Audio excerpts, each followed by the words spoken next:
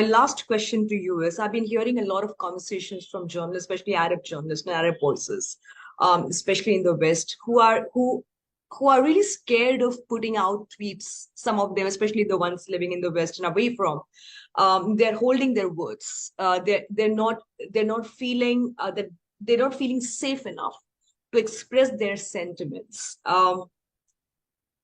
Do you think we are not providing them a safe space? Do you think there is an inherent prejudice that exists, a racism that exists for non-white voices, especially for Arab journalists? What do you think is the atmosphere? What can we do to make things better for them? How can we help them? How can we enable their voices? How can we support their voices?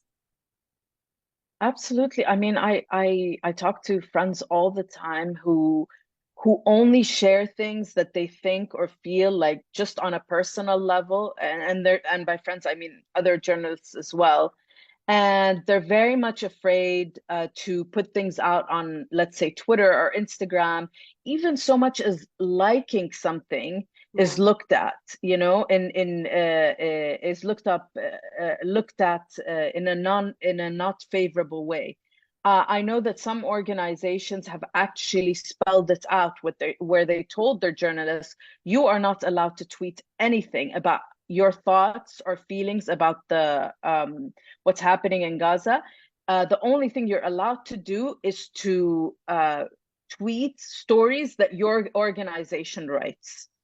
And I know for a fact that this was not the case. And again, I don't mean to harp on about Ukraine, but the difference is astounding. This was not the case for Ukraine. For Ukraine, it was anybody can say anything they wanted. And why the double standard, you know? I mean, we know the reasons why, but it's just more like a thought that comes into my mind. And how do we help journalists feel, safe enough to say Yeah. things like that? I'm not really sure, because at the end of the day, when you have big organizations telling you, do not do this or you will be fired, there's not much for them to do in that sense except, follow the rules. It's their livelihood. But for freelancers maybe, or for independent journalists or journalists who are with organizations that are more open to this kind of like ability to speak up or to talk about something. I think backing them up with facts, backing them up with stories that verify what's going on, that shed light on what's going on with in Gaza is important. So when we do that as well as a community, when Yeah. everybody's talking about something, I think it makes people or journalists feel that they're not alone. Even when Absolutely. they can't speak, others are speaking for Absolutely. them, Right. which is important.